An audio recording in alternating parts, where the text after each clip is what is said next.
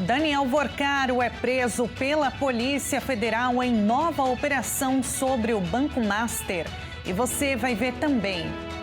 Passa de 1.000 o número de mortos no Irã. E ainda, Comissão Especial e Plenário da Câmara dos Deputados votam hoje PEC da Segurança Pública. Essas e outras notícias você confere agora no Redação Hit.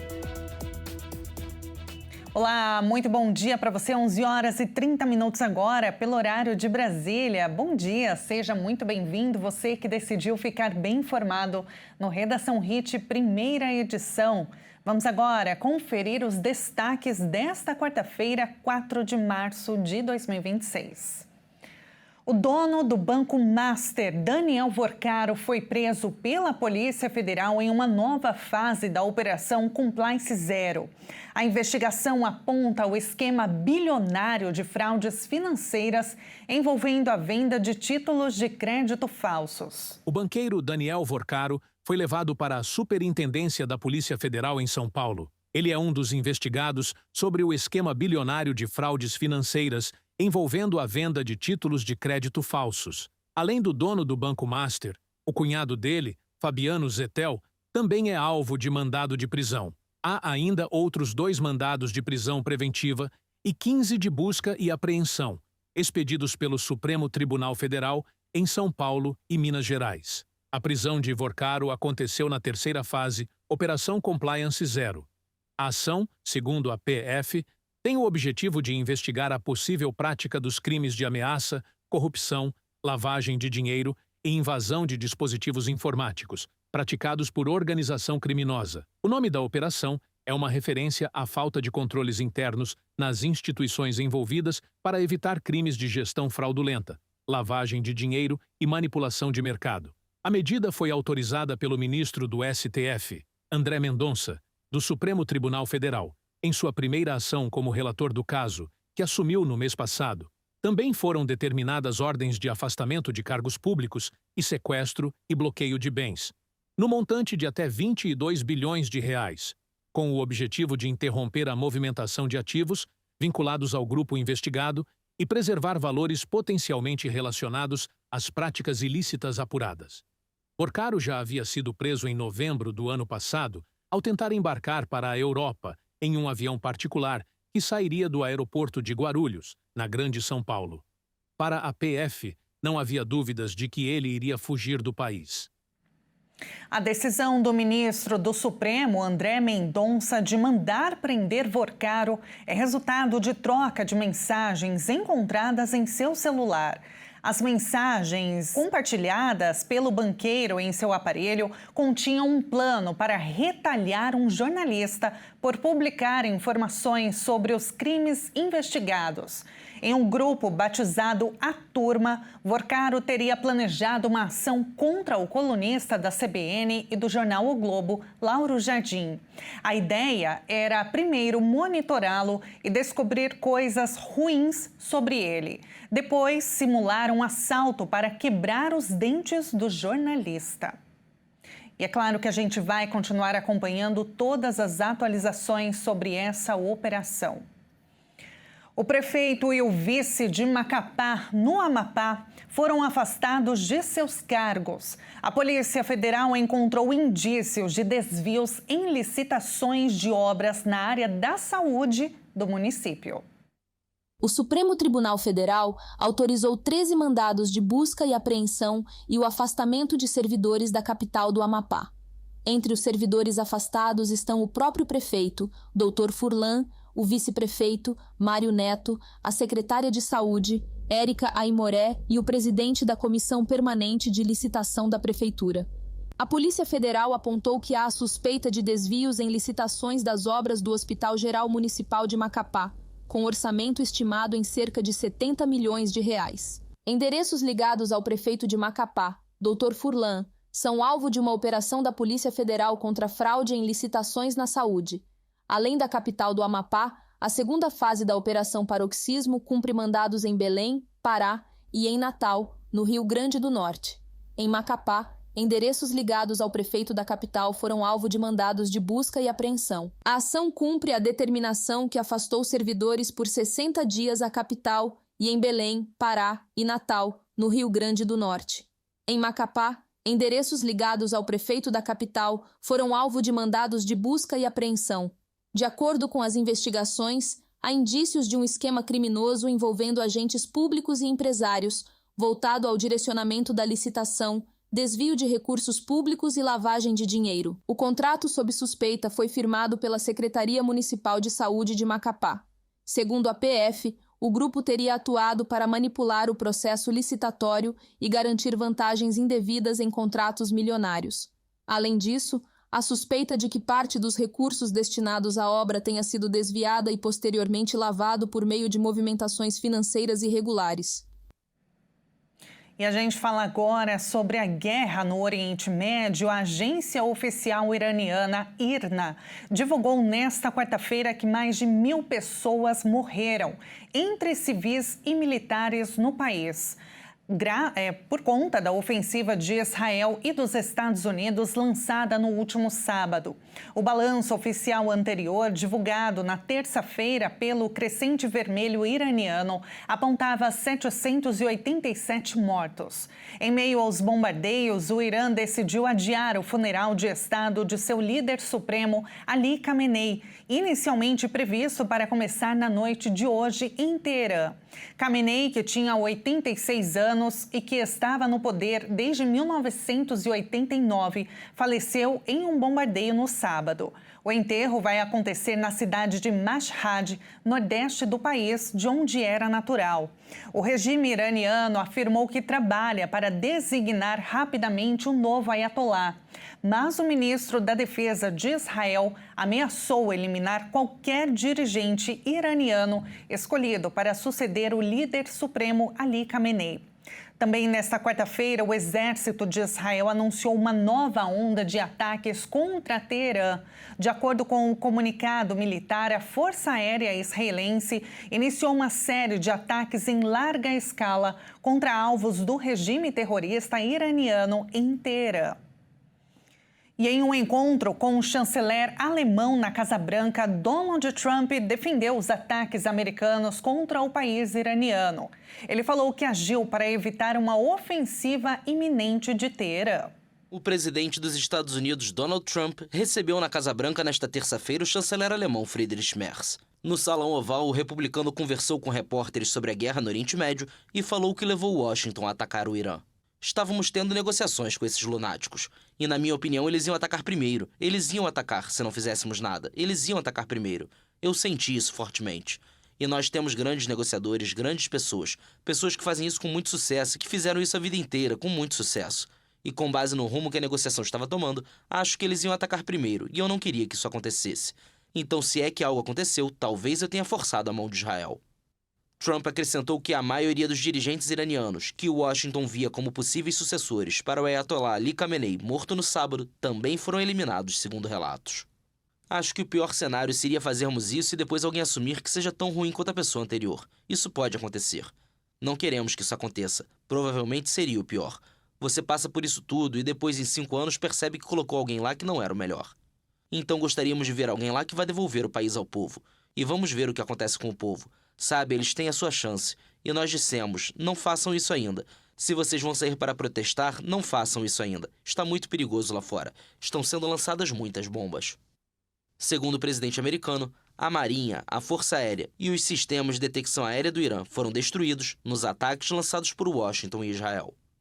O republicano ainda disse estar irritado com o primeiro-ministro britânico Keir Starmer porque Londres, que não participa da ofensiva contra Teherã, levou dias para autorizar o uso de suas bases pelos Estados Unidos para as operações contra a República Islâmica. O chefe do Estado-Maior de Israel afirmou ontem que o seu país vai continuar atacando o Hezbollah até que o movimento libanês apoiado pelo Irã seja desarmado.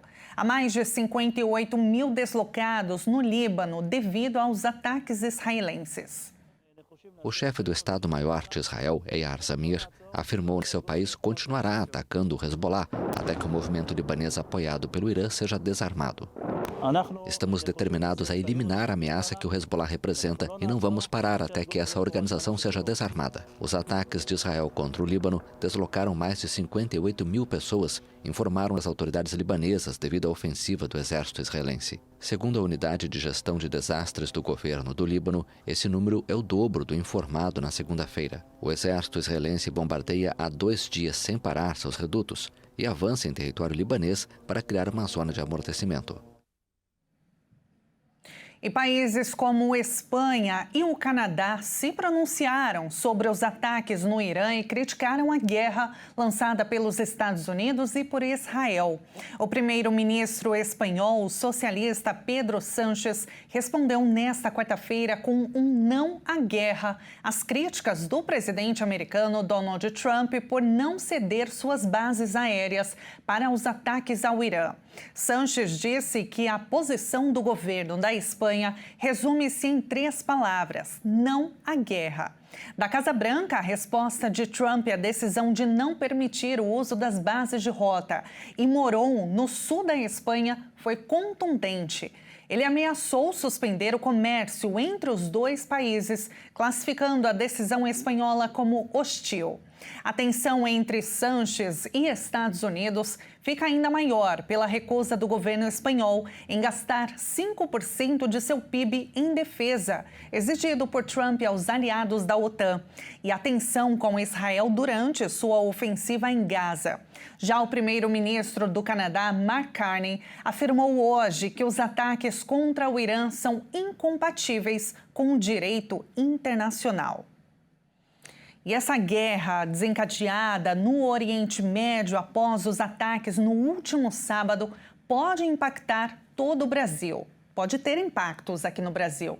No ano passado, o agronegócio exportou quase 12 bilhões de dólares para a região. O estado da Bahia pode ser um dos primeiros afetados. Olá a todos. E o conflito dos Estados Unidos com o Irã já começam a impactar as exportações no Nordeste e principalmente aqui na Bahia. Isso porque o conflito mexe com rotas marítimas como o Canal de Suez e o Mar Vermelho. Dessa forma, os navios são ali obrigados a mudar de rota. E com essa mudança de rota, preços de produtos como milho, carne, soja e celulose podem sofrer aumentos. Agora entenda você como esse conflito pode impactar e prejudicar as nossas exportações. O Irã é um dos principais fornecedores de ureia para o Brasil. E a ureia, ela é essencial para a produção frutífera aqui no Nordeste. O que pode acontecer é que com o bloqueio do Estreito de Hormuz, o Irã deixe de nos fornecer a ureia. E isso vai impactar profundamente a nossa produção. Em contrapartida, a Bahia exporta para o Irã principalmente milho e soja. Só no ano de 2025, a exportação de milho bateu 1,9 bilhão de reais e a de soja 745 bilhões. Vale ressaltar que ano passado a gente já sofreu aí com os impactos de 50% impostos pelo governo Donald Trump. Além do mais, esse conflito ele pode também dificultar as negociações para as isenções, das tarifas sobre a manga e a uva nordestinas. Bom, diante desse impacto, os fornecedores buscam alguma forma de escoar os seus produtos. E uma delas seria o quê? As cargas sairiam dos portos do Nordeste, como Persen ou Suape, em direção ao porto de Mersin, em Istambul, na Turquia. E veja a seguir, comissão especial e plenário da Câmara votam hoje PEC da Segurança Pública. E antes do intervalo, vamos ver imagens ao vivo de Jerusalém, capital de Israel. Neste momento, já passa das 16 horas, quase 5 da tarde. O Redação Hit volta já.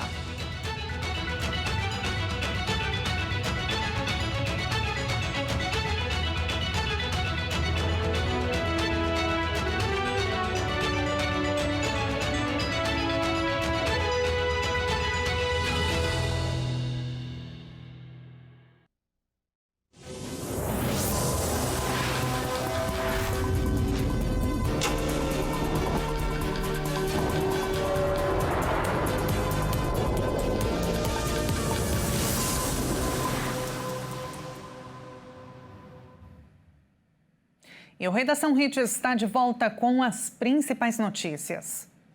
Uma comissão especial e o plenário da Câmara dos Deputados votam hoje a PEC da Segurança Pública. A proposta estabelece a redução da maioridade penal para crimes violentos e estabelece sistema único de segurança com atuação descentralizada. Um dos pontos mais polêmicos da proposta da segurança, a redução da maioridade penal para crimes com violência ou grave ameaça à pessoa, será incluída em uma nova seção da Constituição, chamada de Sistema de Políticas Penais. De acordo com a proposta, os menores de 16 anos e não 18 anos, como é atualmente, devem responder por esses crimes. O texto diz que a pena deve ser cumprida em estabelecimento distinto dos maiores de 18 anos. A proposta estabelece ainda que, para entrar em vigor, a regra depende de aprovação em referendo a ser realizado nas eleições municipais de 2028.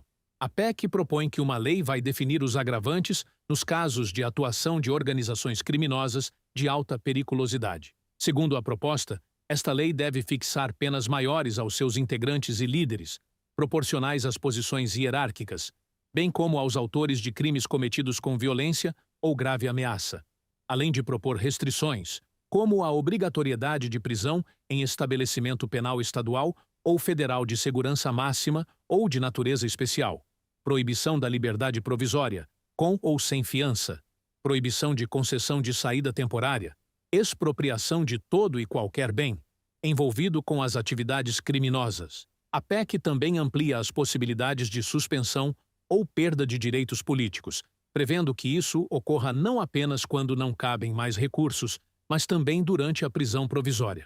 Se aprovada na comissão especial, a proposta segue para o plenário, onde precisa do apoio de pelo menos 308 deputados em 2 turnos de votação. Depois, ainda será analisada pelo Senado.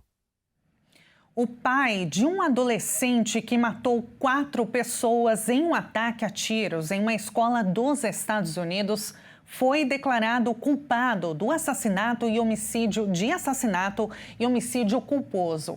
O caso incomum responsabiliza um responsável legal pelos crimes cometidos por seu filho. Um júri no estado da Geórgia indiciou Colin Gray, de 55 anos, por assassinato em segundo grau, homicídio culposo e outros delitos relacionados ao ataque a tiros de setembro de 2024 na escola secundária Apalache, cometido por seu filho Colt. 2 estudantes de 14 anos e 2 professores morreram e 9 pessoas ficaram feridas no atentado ocorrido em Winder, no estado do Sudeste americano. Colt Gray, que tinha 14 anos na época, foi denunciado como adulto e aguarda a definição da data do julgamento. Os promotores alegam que Colin Gray comprou para o filho no Natal de 2023 o rifle AR-15 usado no tiroteio, apesar dos alertas de que Colt havia ameaçado realizar um ataque a tiros. De acordo com o FBI, agentes entrevistaram pai e filho em maio de 2023, após receber denúncias anônimas sobre ameaças online de cometer o atentado em uma escola. A defesa declarou ao júri que Colin Gray desconhecia as intenções do filho e havia buscado ajuda diante da deterioração de sua saúde mental. Ataques a tiros em escolas são frequentes nos Estados Unidos, onde há um grande número de armas e normas permissivas para a compra de armamento de alto calibre. Nos últimos anos, a responsabilização de pais de menores envolvidos em ataque em massa tem recebido atenção crescente. A China iniciou hoje uma importante reunião política anual. Durante o evento, o país deve revelar as metas de crescimento, assim como seu orçamento militar em um cenário global delicado. O evento, com grande cobertura da imprensa, é supervisionado pelo presidente Xi Jinping e acontece em um momento de grande tensão mundial após o início da guerra no Oriente Médio. O encontro político definirá o rumo da segunda maior economia do planeta em 2026, mas também para os próximos 5 anos.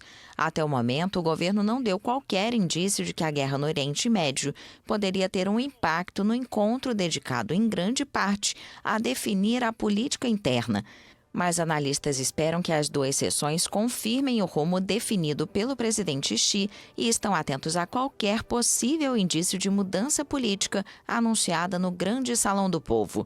O país anunciou as destituições de vários funcionários de alto escalão, incluindo generais, à medida que o evento se aproximava. Xi iniciou uma rigorosa campanha anticorrupção desde sua chegada ao poder em 2012. Apesar da intensa guerra comercial travada com os Estados Unidos em 2025, antes de uma trégua frágil anunciada em outubro, a China registrou um superávit comercial recorde de quase 1 trilhão e 200 bilhões de dólares, ou mais de 6 trilhões de reais. O país asiático enfrenta dificuldades para recuperar o dinamismo que tinha antes da pandemia, porque sua economia continua sofrendo os efeitos prolongados de uma grave crise imobiliária. Aqui no Brasil, o Ministério da Saúde anunciou o início de um programa de atendimento online para pessoas viciadas em jogos. O ministro Alexandre Padilha explicou que os interessados em uma das 600 vagas abertas inicialmente devem fazer inscrição por meio do aplicativo Meu INSS. O número pode aumentar dependendo da procura. O vício pelas bets, já chamadas pelo ministro como uma terra sem lei, custa ao país 38 bilhões e 800 milhões de reais todo ano, com danos econômicos e principalmente sociais. O Dia Mundial da Obesidade, celebrado hoje, tem o objetivo de conscientizar as pessoas sobre a doença crônica, que afeta cerca de 1 bilhão de pessoas no mundo. A data destaca a necessidade de prevenção, tratamento adequado e campanhas focadas em hábitos saudáveis, atividade física e ainda políticas públicas de saúde. O Dia Mundial da Obesidade vem alertar a população que o problema não é apenas uma questão estética, mas uma doença crônica, genética, ambiental e alimentar, que aumenta o risco de diabetes, hipertensão e câncer. No Brasil, a obesidade aumentou de 11% para 25% entre 2006 e 2024, com cerca de 60% da população brasileira acima do peso. De acordo com as previsões globais, metade da população mundial poderá viver com sobrepeso ou obesidade até 2035. Isso demanda ações urgentes, como as campanhas focadas na ação coletiva e no tratamento com respeito, destacando as razões para agir contra a doença. A data envolve eventos, iluminação especial de cor roxa em monumentos nas cidades e um reforço na importância do acesso a especialistas e tratamentos para prevenir outros problemas de saúde. E esta edição fica por aqui. Muito obrigada pela sua companhia. Uma excelente quarta-feira para você. Até amanhã.